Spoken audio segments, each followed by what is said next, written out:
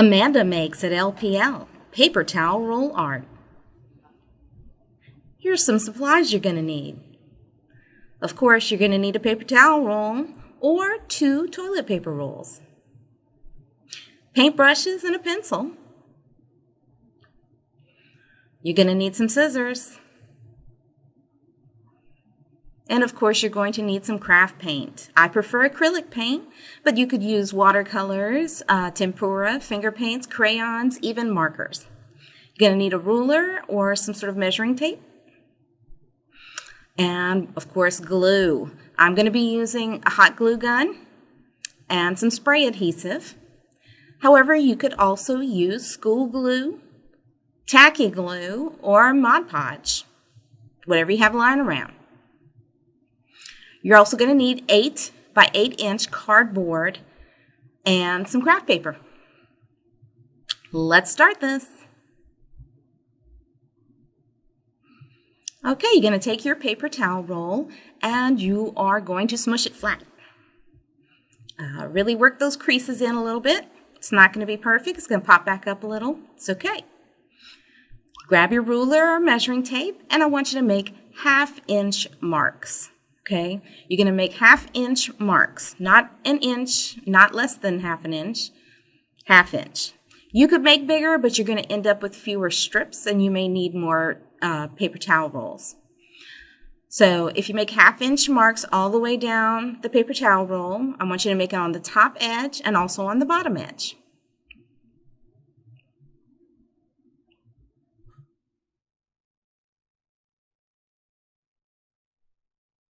Okay, so now you're going to get your scissors and you're going to cut those into strips.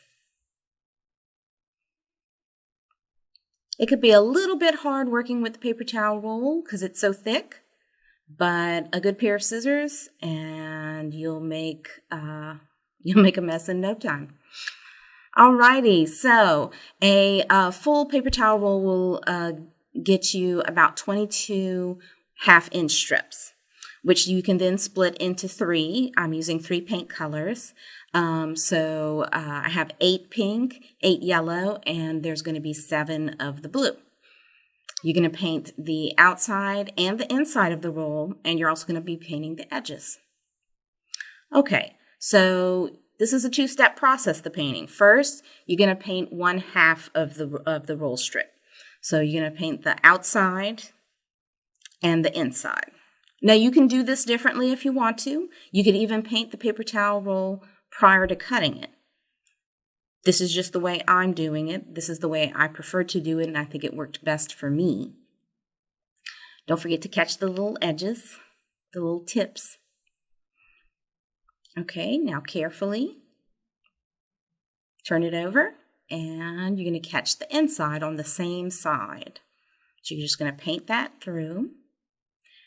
You can certainly get away with just 1 coat. That's what I'm going to be doing. But if you want, you could put more coats. I found that the blue and pink colors had really good coverage. The yellow, not as much, but it was still fine for my purposes. So here we go, painting the yellow. Paint the outside and then the inside on 1/2. You're going to set it all aside. Go ahead and paint all your strips. By the time you get to the end of all the strips, your first strips that you painted, the blue ones, are going to be dry enough for you to handle so that you can paint the other half.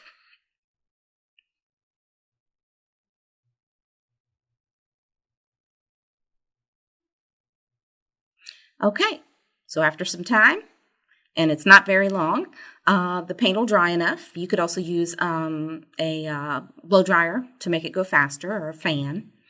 And then you're just going to paint, again, the outside of the strip first. And then you're going to flip it a little bit and do the inside.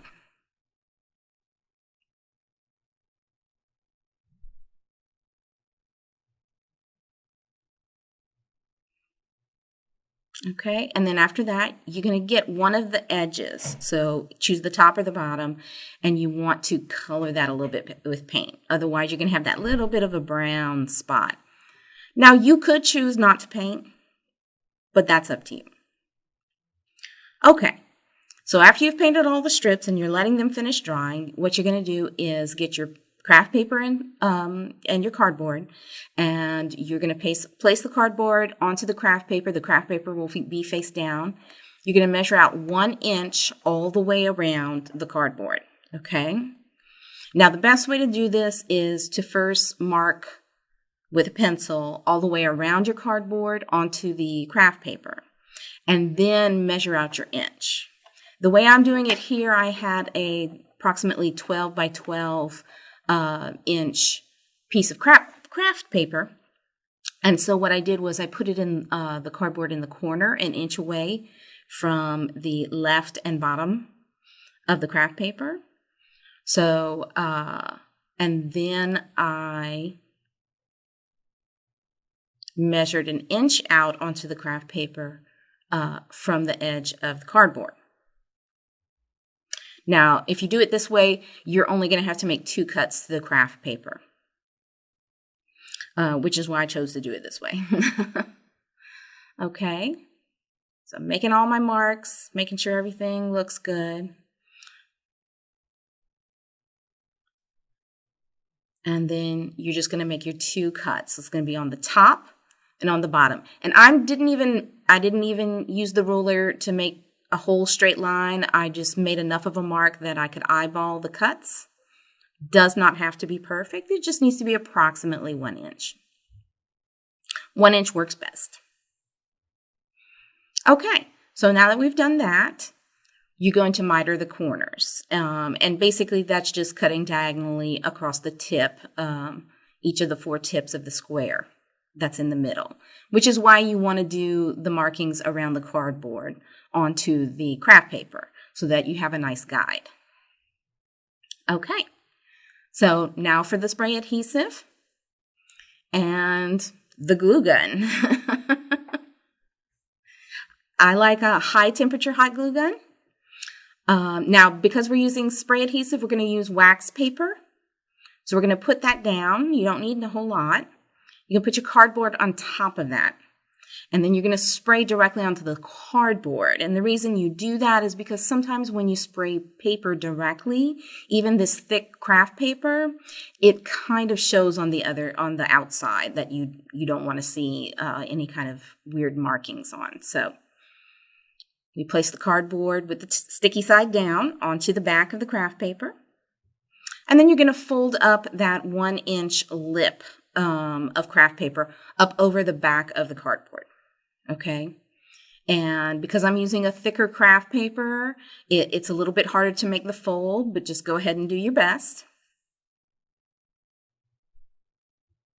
You can go all the way around, hit all 4 sides. Okay. And now we're going to use the glue gun.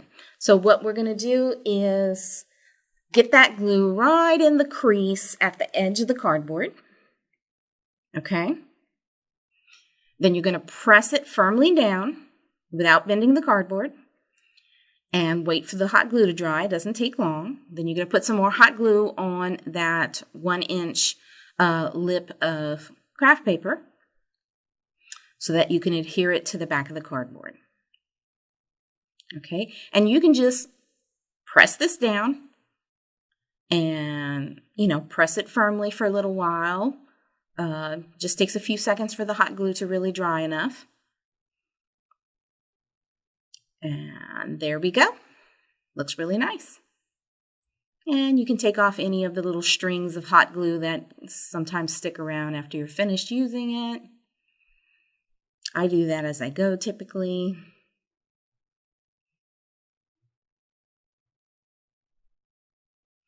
And one more in the crease, press it down, put a little more on the craft paper itself, and then press that down. Okay, there we go. Looks nice. Voila. Now for the creative part. This is the fun part. Okay, so the creative process, for some people is very intimidating. So I'm going to show you some samples. Here's my first sample of the first one I made. The kind of a purple, blue, and green colors. Kind of flower-like, kind of mandala-like. And I stayed within the edges of the cardboard. Now, this second sample, I went outside the edges of the cardboard. So comparing it to the first one, and you'll see here, yeah, my flowers are kind of coming up off the edges. And I just found that that created some really great visual interest to the piece. Just made it more dynamic. So now I'm going to show you several ways, and I've sped up the video, several ways in which I was placing the different, I'm going to call them petals, paper towel roll petals, all on the cardboard backing, and I'm placing it in a pleasing manner to me, or in a way that looks good and makes sense to me. You can do this completely differently. Like I said before, you can stay within the boundaries of the cardboard backing, or you can go outside of that. You can do something that's very literal looking, very realistic, or you can do something that's more abstract, or surreal or impressionistic. This is really up to you. Now, right here, you'll see I'm kind of manipulating the petal. I'm pressing down the two ends to make them pointier, and that when you do that, it also makes the petal thinner. Okay, and then I rounded out one of the petals a little bit to try and make like a sort of center to a flower. And this is fun. This is the creative process. The wonderful thing about doing something creative like this and artistic is that it's making your brain work in a different way than it normally does. And so this can actually, if you do enough of this can actually start helping you just in your day-to-day life, at work, in relationships with your kids or with your husbands. You start thinking of ways to solve problems, because in a way, that's what this is. It's a problem. It's you're looking at something and you're saying to yourself, how do I make this work? How do I make it work and be pleasing and be an expression of me in this moment? So there's a lot of sort of manipulating the different elements. That's what I'm doing right here, to see how they work. And sometimes you find, oh, I didn't like that. I thought that was going to be a good idea, but it kind of don't like it. Right here, I'm doing something a little more literal. I'm trying to make the little blue-green pieces look more like grass, and then I'm going to try and put like a little flower on top of that. But this is not my final piece, because you'll go through different things and determine, well, do I really want it to look like that? And it's really cute, but it's not quite what I'm going for. So as you can see, I'm going to just keep working with these things. Now, I had finally decided I wanted something similar to the second sample I showed you. So that's what I'm doing right here. I'm using all 8 of the pink petals. I'm making them really tight on the ends and really thin in the middle so I can fit them all together into one flower, which looks really nice. That's a nice full flower. Okay? So I'm going to kind of put that up to the side, get it out of the way. And then I'm going to decide on how I want to do my yellow flower, because I've decided that's what I'm doing, flowers. So if you'll see right here, what I'm doing with the yellow petals is that I'm actually pinching only one end, and I'm kind of curving it.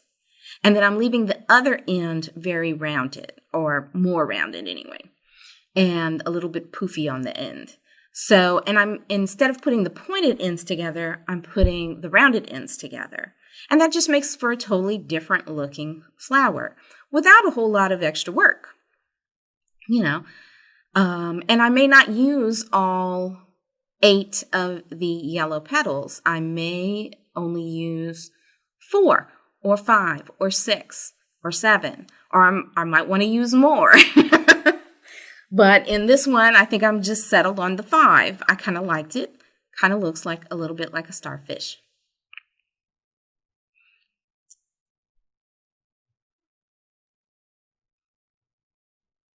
Okay, and lastly, I'm going to have the blue-green flower. And here I'm doing something a little different again. I'm pinching one end really tight, but only a short amount. And then I'm really trying to round out that other end. Okay, and you see how that makes a totally different shape from the other two flowers. I've got a totally different flower that I'm working on, not just color-wise, but shape-wise, and volume of petals. So this is one of the things you can do, and this is just a flower, but it's very simple. And it's just all about manipulating and seeing if this works and if it doesn't work. So I'm going to put those together, and I may use all of them, or I might just have one petal left over. But you never know in the end how it's going to turn out, because sometimes as you're gluing things together, things change. You may find you need an extra petal, or you don't need that last petal. Okay, so here I am. I'm putting this together with the hot glue. And so instead of doing hot glue at the tip, I'm actually going to do it a little bit further down on the strip. If you can see that there. Okay, and then I'm just going to press it into another strip in approximately the same area. Okay, I don't want those pointy ends to really touch. I don't want those parts to be what's connected.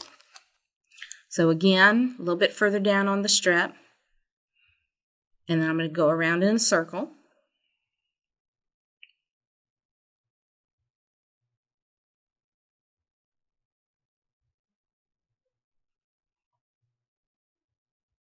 And if you see at the end with the last petal I use, and this actually isn't the last petal, it looks like I'm going to have another one. So yay, I get to use that last petal. So with this last petal, I'm going to put glue on both sides. The rest of the time I just put it on one side, because I was doing one petal against another against another. This time I'm doing two petals. I'm putting one petal in between two. Okay, take any little hot glue strings off, and there you go, got a lovely little flower. Okay, here I'm going to do that, basically the same thing for the yellow, except I'm going to put the glue in a slightly different spot. Now, I'm not going to put it right at the ends, okay?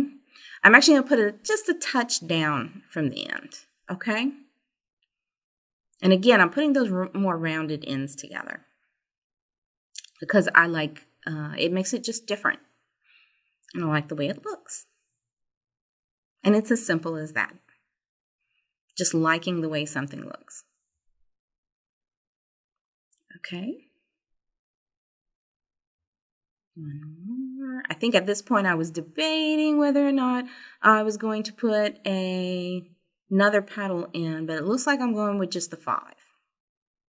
Which is great because it really does look, to me, like a starfish. It's so pretty. Okay, that still leaves 3. We'll deal with those later. Okay, so finally the pink flower is going to be put together. Now this one I am going to put it right, not on the very tip, but right off the tip. Because I want this to be a really tight middle. I want all of those petals to be just right, really right on top of each other.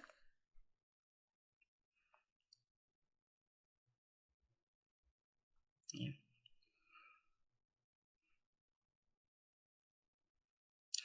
And hot glue dries really fast. That's why I like to use it. But also if you use the high heat hot glue gun, it just seems to have more of a permanent fix to it. You know, it's going to stick together much more permanently. So you do run the risk that you're going to burn yourself more and that it'll hurt more when you do. But if for this project, it was worth the risk. You can certainly use a lower temperature hot glue gun. It's not a problem. Okay, so now for placement on the backing. Okay, the cardboard backing that's covered in craft paper. And so this is about just placing it again in a very pleasing manner. Now I already had a kind of an idea of how I wanted to do it, but I'm just playing with it some more. And it's going to change again before, you know, when you go to actually put each piece and attach it to the backing, you may end up changing several things. Now, if you design, you sit here and you design something and you want it to be exactly what you just designed, what you should do is take some kind of like a really light pencil and make some markings that you can follow so that you know exactly where it was you wanted to place these flowers and these little stems. If you'll see what I did with the 3 extra yellow petals is that I just flattened them and then I curved them around to make them look like little stems. You could even make them look like little petals that were falling from another flower and are just kind of floating in the air. So just use a little glue on your glue gun on those edges of the flowers. And I don't hot glue the whole edge. I just do like all the way around the middle. Because all of this is so very light that even when you hang it up, it's not going to fall. There's no weight to it. So it's really not going to pull at anything and try and come off. I'm using the back of a paintbrush just to kind of clear out some of the extra glue. You don't have to do that. I just did it because I got a little OCD. Okay, so here we go. So now my flowers are permanently placed on the background. And I'm going to redo the stems. And when I like a place, I'm going to put some hot glue on the edge of the stem and I'm just going to press it down so that it adheres to the backing.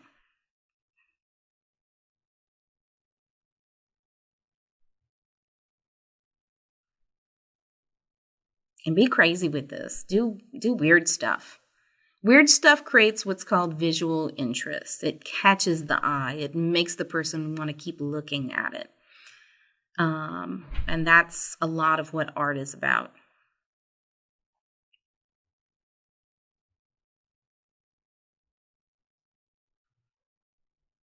Okay, we got one more stem left.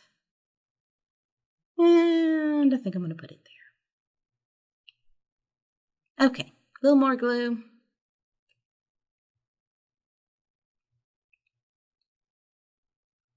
Press it down. Clean up any excess. And voila.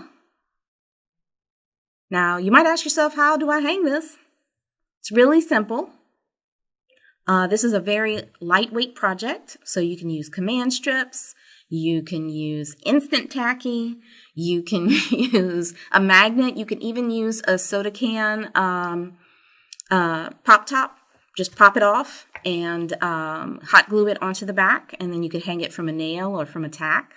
I'm going to use the instant tacky. I like that stuff, and it won't peel your paint off your wall. And there you go, c'est fini.